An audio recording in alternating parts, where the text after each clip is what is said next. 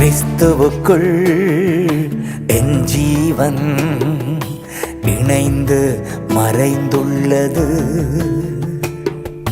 கிறிஸ்துவுக்குள் என் ஜீவன் இணைந்து மறைந்துள்ளது.